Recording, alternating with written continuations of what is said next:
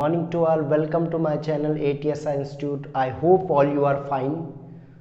Last class में जो हमने टॉपिक लिया था वो था हमारा सेक्शन 44AD जो हमारे स्मॉल बिजनेस के लिए था। कैसे हम ITR 4 के थ्रू इसको फाइल करते और कैसे हम इसका बेनिफिट उठाते जब हमारा टर्नओवर 2 करोड़ से कम होता है। आज जो हमारा सेक्शन है, जो प्रिज्मेटिक इनकम स्कीम है, जो हमारी जो टैक्सेशन स्कीम है, उसमें जो है हमारा सेक्शन आज देखेंगे हम 44ADA एंड 44AE। ये जो हमारे होते हैं सर्विस प्रोवाइडर के लिए, जो हमारे प्रोफेशनल होते हैं और जो हमारे ट्रांसपोर्टर होते हैं, उनसे रिलेटेड दोनों सेक्शन है। तो चलिए आज की क्लास में हम इनको देखते हैं। जो हमने लास्ट क्लास में देखा था सेक्शन 44AD, वो हमारे स्मॉल बिजनेस के लिए था जिनका टर्नओवर 2 करोड़ से कम था। उसका बेनिफिट वो उठा सकते हैं और ITR 4 को फाइल कर सकते हैं 3 की जगह पे, ऑप्शन दिया गया है। तो सिमिलरली जो है ITR वो सेक्शन 44ADA जो है वो प्रोफेशनल के लिए दिया गया है। ये जो है हमारा it provide a simple method of taxation for small professional mention under section 44AA clause 1 of the income tax act 1961।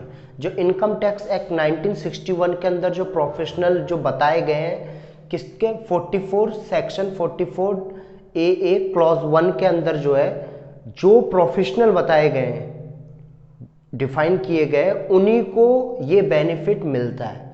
वो क्या कर सकते हैं, अपने ऑप्शन चूज कर सकते हैं कि या तो वो इसको प्रिज्मेटिव टैक्सेशन स्कीम को क्या करें, ऑप्शन को चूज करें, या फिर नॉर्मल अपनी अकाउंटिंग डिटेल सारी फाइल करके ऑडिट करा के तब क्या करें, अपनी रिटर्न फाइल करें। तो इस स्कीम के अंदर फायदा क्या मिलता है हमें? पहली चीज, हमारा जो ग्रॉस रिसिप्ट है, आप जानते हैं जो प्रोफेशनल होते हैं उनकी रिसिप्ट होती है, ग्रॉस रिसिप्ट जो है वो सर्विसेज सोल्ड करते हैं अपनी। तो जो भी उनकी ग्रॉस रिसिप्ट है वो बिलो 50 लाख होनी चाहिए। पहला पॉइंट कि उनकी ग्रॉस रिसिप्ट अगर अप टू 50 लाख है तो ही वो इस ऑप्शन को यूज कर सकते हैं। ठीक। दूसरा जो है फायदा क्या मिलता है उनको, कोई उनको अकाउंट की बुक रिकॉर्ड करने की जरूरत नहीं है, मतलब no need to maintain books required. जो भी उनको बैलेंस शीट वगैरह, ट्रेडिंग P&L, ये सब उनकी जरूरत नहीं है। Required under section 44AA। तो सेक्शन 44AA के तहत अगर आप इस ऑप्शन को चूज नहीं करते तो आपको अपने पूरे अकाउंट प्रिपेयर करने होंगे। ठीक। दूसरा जो पॉइंट है, no requirement of having account audited under section 44AB। और अगर आप ये ऑप्शन चूज करते हैं तो आपको ऑडिट कराने की भी जरूरत नहीं है, जो सेक्शन 44AB के तहत आपको करानी पड़ती है। तो दो चीजों से आपको छुटकारा मिल गया, या ना तो आपको क्या कराना है, अपने अकाउंट मेंटेन करने, ना फिर क्या करना है, आपको 44AB जो है उसके तहत ऑडिट कराने की भी जरूरत नहीं है। तो जो साल भर की टेंशन है वो खत्म हो जाएगी। बट आपका टर्नओवर कितना होना चाहिए, 50 लाख से कम होना चाहिए। अगर 50 लाख से, टर्नओवर का मतलब रिसिप्ट से, जो रिसिप्ट मिल रही है ग्रॉस, जैसे एक डॉक्टर है, डॉक्टर अपनी फीस चार्ज करता है, तो जो फीस चार्ज करता है वही रिसिप्ट है। ठीक। लॉयर है, लॉयर अपनी फीस चार्ज करता है अपनी सर्विस के बदले, या जो ऑडिटर है, CA है, वो ऑडिट के लिए जो चार्जेस ले रहा है वो उसकी रिसिप्ट है।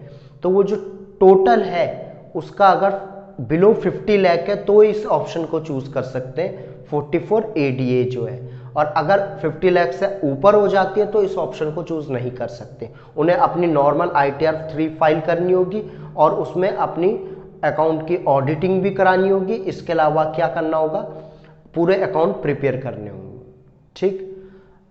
अब जो है कौन कौन से प्रोफेशन जो है इसके अंदर आते हैं, कुछ जो मेन जो हमें बताए गए 44AA जो सेक्शन है उसके में मेंशन किए गए, इंटीरियर डेकोरेशन का जो काम करते हैं, लीगल और एडवाइजर जैसे आपका लॉयर हो गए, technical consultant, medical, engineering, accounting, architecture, और बाकी जो प्रोफेशन नोटिफाइड हो अंडर सेक्शन 44AA।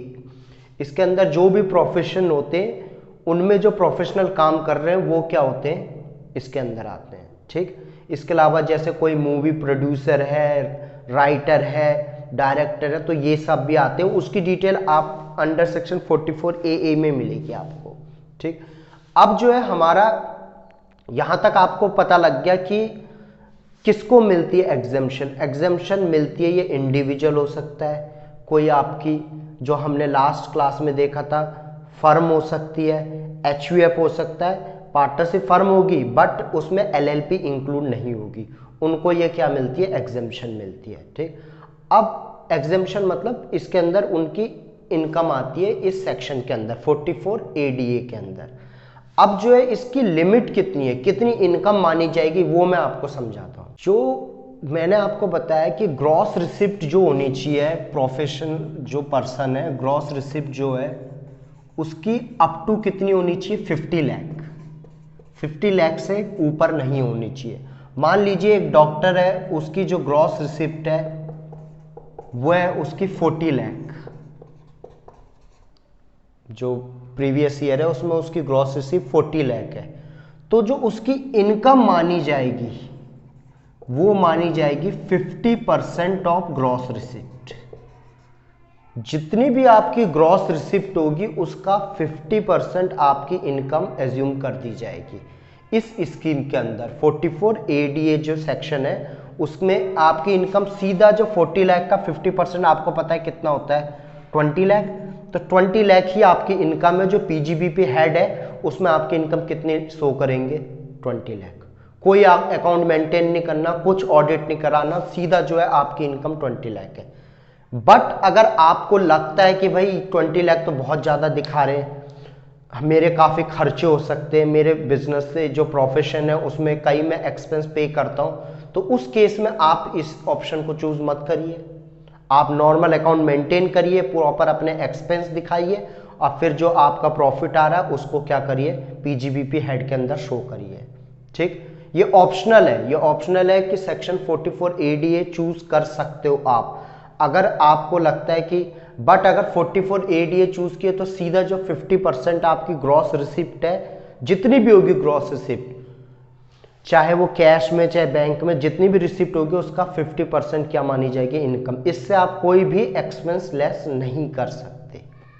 ठीक, रिलेटेड टू प्रोफेशन, जो प्रोफेशन से रिलेटेड है कोई भी एक्सपेंस लेस नहीं कर सकते, ना तो अटेंडेंट के एक्सपेंस या कोई भी एक्सपेंस वो डॉक्टर लेस नहीं कर सकता। ठीक, तो सिंपल बात ये है कि सेक्शन 44ADA में जितनी भी आपकी ग्रॉस रिसिप्ट होगी एक प्रोफेशनल की, उसका 50% उसकी क्या मानी जाएगी, इनकम। ठीक, अगला जो हमारा सेक्शन है वो है हमारा 44AE। 44AE में क्या है आपका कि ये बेनिफिट पहुंचाता है ट्रांसपोर्टर को, जो हमारे स्मॉल ट्रांसपोर्टर है जिनके पास 10 गुड्स कैरेज से कम है, मतलब उनके पास 10 ट्रक जो है, ट्रक हो टेम्पो हो, उससे अगर कम है तो वो सेक्शन 44AE का बेनिफिट उठा सकते हैं। ठीक, अगर 10 से ज्यादा है तो आपको क्या करना है, प्रॉपर अकाउंट मेंटेन करना है, ऑडिट करना है, जैसे मैंने आपको लास्ट सेक्शन में बताया था। ठीक, तो इसमें क्या है, this section is introduced to provide benefit of to those person who are earning PGBP income of plying, hiring और लीजिंग गुड्स कैरेज।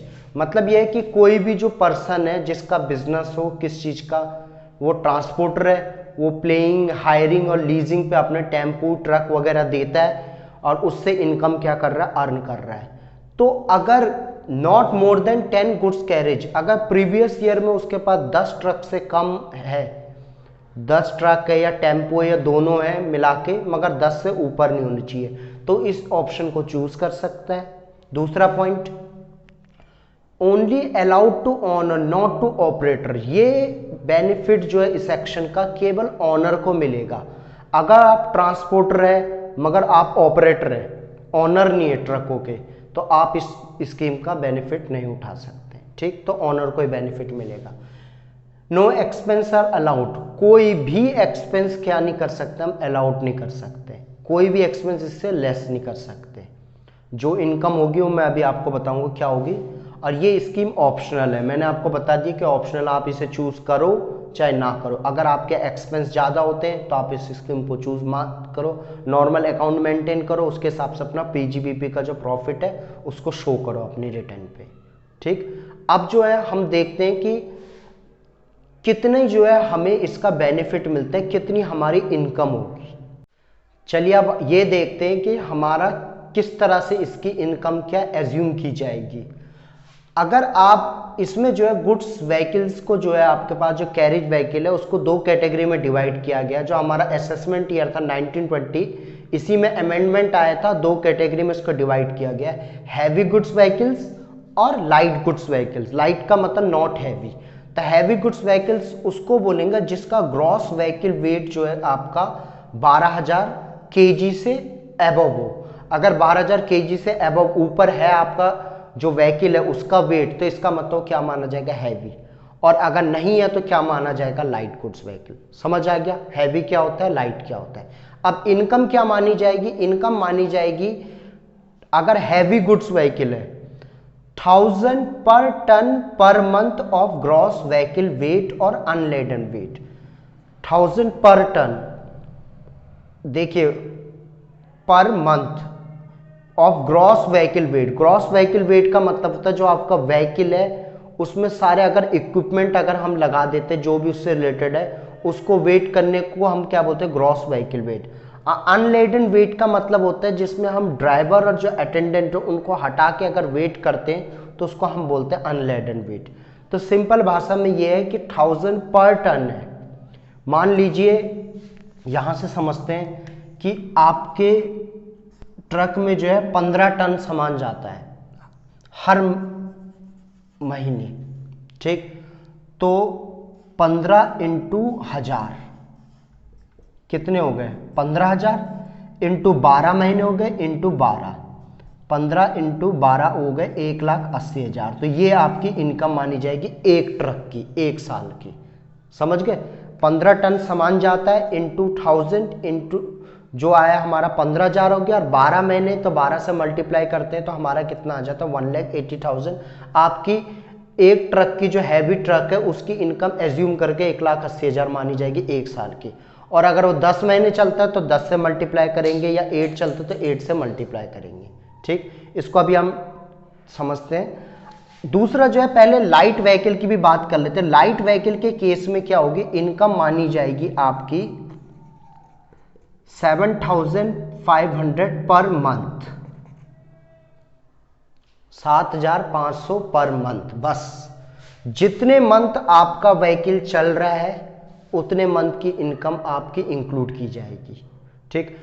अब एक दो पॉइंट आपने ध्यान रखने। सबसे पहले मान लीजिए आपका ट्रक 6 महीने और 8 दिन चला, तो हम क्या लेके चलेंगे, 7 मंथ, 7 इंटू 7,500 लेके चलेंगे, मल्टीप्लाई कर देंगे। समझ गए ना, मतलब अगर किसी मंथ में एक भी दिन ट्रक चल रहा है तो उसको भी हम क्या करेंगे, फुल मंथ कैलकुलेट करके और फिर मल्टीप्लाई करेंगे कितने, 7,500 से। तो ये हो गए स्मॉल जो है हमारा लाइट गुड्स व्हीकल है उनकी बात हो गई। और हैवी में क्या होगा, हैवी में हम टन को देख रहे, कितना टन सामान जा रहा है, इनटू में कितना, 1000 पर टन। अब बाकी जो मंथ है वो दूसरा। अब एक और चीज जो है कि अगर मान लीजिए आपके ट्रक की कैपेसिटी 13.5 टन है, तो उस केस में तो ना तो 15 दिख रहा है ना 16 दिया है, जबकि हमें क्या दिया, 1000 पर टन जो है हमारी इनकम एज्यूम किया है। तो हम क्या करेंगे, 13 टन लेके चलेंगे, ठीक। राउंड ऑफ नहीं करना हमने, राउंड अप नहीं करना, राउंड डाउन करना है, ये ध्यान रखना। राउंड डाउन का मतलब है कि अगर 13.8 भी है तो हमने क्या लेके चलना, 13 लेके चलना है, ठीक। ये समझ आ गया कि अगर पॉइंट्स में कभी टन गिवन हो, क्योंकि कई ट्रक टेम्पो ऐसे होते हैं जिनमें 14.5, 17, 17.5 इनकी कैपेसिटी होती है, तो उस केस में हमने बस कंप्लीट देखने कि कितने टन है। अगर 17.7 टन है तो हम क्या लेकर चलेंगे, 17, ठीक। अब हम एक इलस्ट्रेशन से समझते हैं इसको। अब मिस्टर एक्स है, इसके क्या है, 3 हैवी व्हीकल्स है और 5 हैवी व्हीकल्स है और 3 क्या है, लाइट व्हीकल्स है। एक सिचुएशन ले रहे हैं हम, और सारे व्हीकल्स जो है 12 महीने चलते हैं, एज्यूम करके चलते हैं। जो हैवी व्हीकल्स है उनमें 15 टन सामान आता है, 15 टन कैपेसिटी उनकी। और जो लाइट व्हीकल है हमारे, उसमें मान लीजिए हमारा 8.3 टन क्या होता है, वेट आता है। ठीक, तो अब हम इसकी इनकम कैसे एज्यूम करेंगे? तो सबसे पहले हम हैवी व्हीकल की इनकम अगर एज्यूम करें तो जो मैंने आपको बताया था हैवी व्हीकल के केस में क्या करेंगे हम 1000 पर टन, तो हम देखेंगे 15 टन